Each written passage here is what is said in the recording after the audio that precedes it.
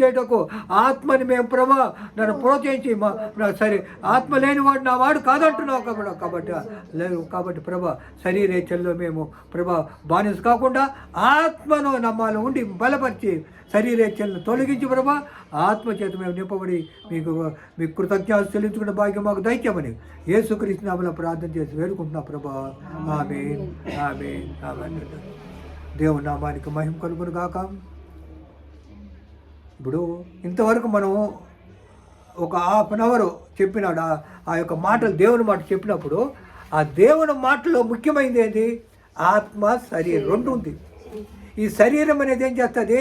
మనల్ని ప్రోత్సహిస్తుంది. అపోదేశ శరీరాన్ని ఈరోజు ఏమంటుంది? సరే అక్కడక్కడ పోయి అక్కడప్పుడు సంతోషంగా ఆనందంగా తిరిగేదానికి, ఎక్కడ ప్రార్థనకు పోకుండా అక్కడ తిరిగేదానికి, ఏదో మనకు శరీర సంబంధమైనటువంటి వాటిలో అక్కడ ఫంక్షన్కి పోయేదానికి, ఇక్కడ పోయేదానికి, అక్కడ కొంచెం మనం చెడ్డల వాటిలో పాల్పొంపేదానికి, అన్నిటికీ మనం పోయేదానికి హృదయం ఏం చేస్తుంది? ప్రోత్సహిస్తుంది. కానీ ఆత్మ అది దాన్ని వ్యతిరేకంగా ఉంటుంది. కాబట్టి ఎప్పుడైతే నువ్వు ఆత్మను బలం పొందుకుంటావు అప్పుడు నీ శరీర క్రియలు నశించిపోతాయి. అప్పుడు ఆత్మ నీలో ఉన్నప్పుడైతే ఆత్మను బలపరుచుకోవాలంటే నువ్వేం చేయాలా? వాక్యం చదవాలా, ప్రార్థన చేసుకోవాలి. బాగా యోచించండి. కొన్నేళ్ళు శతాధిపతి 100 మందికి అధికారి అయిన, 100 మందికి శతాధిపతి, 100 మంది అధికారి అయిన. కానీ ఆయన ఏం చేసినాడు? దేవుని యందు భయభక్తులు కలిగి ఉన్నాడు. ప్రార్థన చేస్తాను, ఎల్లప్పుడూ ప్రార్థన చేసేదంట. అంతేకాకుండా కుటుంబంతో కూడా ఆయన ప్రార్థనలు నడిపించి అనేకులను ఆయన బలపరిచి స్థిరపరిచినాడు. అంతేకాకుండా ధర్మకార్యాలు చేసేదంట. చూడండి, దేవుని యొక్క మాటకు లోబడి ఆయన ఆ విధంగా చేసినప్పుడు ఎల్లప్పుడూ ప్రార్థన చేస్తూనే ఉంటాడు. అప్పుడు ఏమైపోయింది? పరిశుద్ధాత్మతో నింపబడినటువంటి దేవునితో వచ్చి ఆయనతో మాట్లాడతాడు. చూసారా? మనం ఎప్పుడైతే దేవుని సంబంధమైనటువంటి ఆత్మకార్యాలు చేసినప్పుడు మనల్ని ఏం చేస్తుంది? దేవుడు ఆత్మలో పంపించి మనల్ని ఆత్మతో మనం మాట్లాడిస్తాడు. ఆత్మను మన హృదయంలో నింపుతాడు. ఆత్మలో మనం బలపరుస్తాడు, స్థిరపడతాడు. కాబట్టి మనము ఆత్మను పొందుకునే వాళ్ళగా ఉండాలి. ఇక్కడ చూసినట్లయితే ఏమంటున్నాడు? యోహాను 3:16-17 ఉంటాడు. దేవుడు లోకమును ఎంతో ప్రేమించినాడట, కాగా ఆయన తన అద్వితీయ కుమారునిగా పుట్టిన వాని యందు విశ్వాసం ఉంచి ప్రతివాడు నశింపక నిత్య జీవం పొందుకుంటాడు. చూడండి, ఇక్కడ ఏం చెప్తున్నాడు? దేవుడు లోకాన్ని ప్రేమించినాడు, ఎంతో ప్రేమించినాడు, కాగా అతను తన అద్వితీయ కుమారుడు దేవుని యొక్క ఏం చేశాడు? ఆయన ఈ లోకానికి కుమారుని పంపించినాడు. కుమారుని ఎందుకు పంపించినాడు? ఆయన మన రక్షణ భాగ్యించేదని, మనకు తండ్రిని దేవుడు చెప్పిన మాటలు మనకు బోధించి ఆయన ఏం చేయాలా? మన రక్షణ భాగ్యంలో నడిపించాలి. కాబట్టి ఇటువంటి ప్రేమ మనము ఈ లోకంలో ఎవరికి ఉండదు. దేవుని ప్రేమ మనల్ని ప్రేమిస్తుంది. మనల్ని నశింపక నిత్య జీవం పొందుటకు ఆ యేసు ప్రభు మనకు అనుకరించినాడు. కాబట్టి మనం ఏం చేయాలా?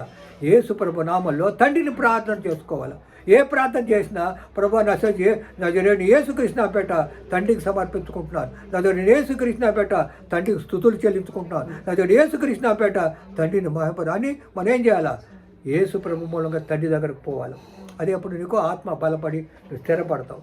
కాబట్టి కానీ ఈయన ప్రేమ చూడండి, ప్రేమ అంటే ఎట్టున్నది? ఈయన ప్రేమ ఇశ్రాయేలు జనాంగం 430 సంవత్సరాలు బానిసలుగా ఉన్నారు. ఐగుప్తులో 430 సంవత్సరాలు బానిసలుగా ఉన్నారు. ఆ బానిసలుగా ఉన్నప్పుడు వాళ్ళు ఎంతో కష్టపడి వాళ్ళకి అంత పంట పొలాల్లో పని, దున్నేది, చేసేది, అదే చాకరీ చేసేది. వాళ్ళకి ఇంకేం పనిలే. అందరు తెల్లాలి సాయంత్రం వాళ్ళకు ఇశ్రాయేలు ప్రజలకు అందరికీ ఏం చేయాలి? వీళ్ళు బానిసలుగా ఉంటారు. వాళ్ళు చెప్పే పని చేయాలి. వారికి ఏ విధమైనది వాళ్ళు ఏం చేసుకోరు, వీళ్ళు అన్నీ చేసి పెట్టాలి. కాబట్టి వీళ్ళు చేసుకున్నప్పుడు అప్పుడు వీళ్ళు ఏం చేస్తారు? 400 కష్టపడిన తర్వాత దేవుని మొరపెడతారంట. అయ్యా, మేము ఈ విధమైన కష్టాలు అంతలో బాధలు ఉంటావు, నువ్వు మమ్మల్ని కరుణించవా, కాపాడు అని. అప్పుడు దేవుడు ఏం చేస్తాడు? వీళ్ళు ప్రార్థన ఆలకించి దిగొస్తాడంట. చూడండి ఎంత పరలోకాన్ని నుంచి ఆయన దిగి వచ్చి వీళ్ళు ఒక బాధలంతా చూసిన తర్వాత ఆయన ఏం చేస్తారు? అప్పుడు మోషేని ఏర్పాటు చేస్తారు, ఒక నాయకుడు. ఎందుకు? ఎవరన్నా ఒక నడిపించాలి. ఇప్పుడు ఒక రాజ్య పరిపాలన చేస్తే రాజు ఉంటాడు కదా, అట్నే ఇప్పుడు ప్రజలు నడిపించేదానికి ఒక నాయకుడిని ఏర్పాటు. కాబట్టి మనము ఏం చేయాలా? దేవుని అంత భయభక్తులు కలిగి ఉన్నప్పుడు మనకు దేవుడు మనల్ని నడిపిస్తాడు. ఆశ్రయిస్తాడు, బలపరుస్తాడు, స్థిరపరుస్తాడు. ఈ యొక్క ఇశ్రాయేలు జనాంగము అన్ని 40 సంవత్సరాలు ఎక్కడికి తీసుకొని పోయినాడు? నడిపించుకొని తీసుకొని పోయినాడు. వాళ్ళు ఎక్కడ వాహనాల్లోనో ఒంటులపైన గుర్రాలపైన పోలే, నడిచినారంట 40 సంవత్సరాలు. 40 సంవత్సరాలు నడిచినప్పుడు వాళ్ళు బట్టలు కూడా మార్చుకోలేదు, బట్టలు మాసిపోలేదంట, చెప్పులు అరిగిపోలేదంట. వాళ్ళకి ఎంత మాత్రమో శరీర బలత లేదు. కానీ వారికి ఆహార విషయంలో 40 సంవత్సరాలు నడిపించాలి, అన్ని వేల మందికి ఆహారం ఎట్లా వస్తుంది? కాబట్టి అక్కడ ఏం చేసినాడు దేవుడు? మన్నాను కురిపించినాడట. ఆ మన్నా మూలంగా అందరూ 40 సంవత్సరాల మన్నానే తిన్నారు. ఉభయ రాత్రి మందాలు తిన్నారు. అంతేకాకుండా నీళ్ళ కొరకు బండ నుంచి నీళ్లు రప్పించినాడు, ఆ నీళ్లు తాగినారంట. ఎంత ప్రేమ అంటే దేవుడు! ఆ ప్రేమ ఆయన వాడికి చూపిస్తూ వచ్చాడు. కానీ అంత ప్రేమ చూపినా కూడా మనుషులు ఏం చేసినారు? ఆయన్ని ద్వేషిస్తూ వచ్చినారు, ఆయన విరోధంగా ఉన్నారు. కాబట్టి ఆయన ఏం చేసినాడు? తన ఏకైక కుమారుని ఈ లోకానికి పంపించినాడు. అదే మన ఇప్పుడు క్రిస్మస్ అనేది అదే మనకు. యేసుప్రభు ఈ లోకానికి ఎంత గొప్ప మేలు చేసినాడే దేవుడు. ఆ దేవుడు చేసిన మేలుకు మనం, ఆ ప్రేమకు మనం ఏం చేయాలా? మన ఆత్మను సమర్పించుకోవాలి. మన శరీరం ఉంది, ప్రాణం ఉంది, ఆత్మ కూడా ఉంది మనలో. ఈ ఆత్మను మనం బలపరచుకోవాలంటే దేవుని పైన ఆధారపడాలి. దేవుని వాక్యం, ప్రార్థన. వాక్యం చదవలేకపోతే ప్రార్థన మూలంగా విశ్వాసం మనం పోయినప్పుడు దేవుడు నిన్ను నన్ను గొప్ప విలువైన పాత్రగా వాడుకుంటాడని ఈ మాటలు మన హృదయాలు భద్రపరుచుకుంటాం. ఈ సమయంలో దేవుడు మన ఆత్మ సంబంధమైన క్రియలు చేసి మనం దీవించిన కాక చిన్న ప్రార్థన చేస్తామండి. మిక్కిలి ప్రేమ నమ్మకం కలిగిన పలుకుతాను, నీ నామానికి మహిమ కలుగును ప్రభ.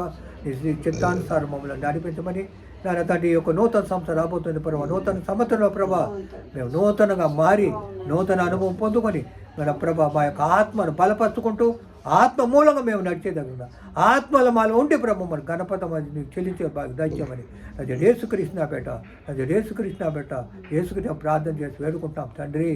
ఆమేన్, ఆమేన్.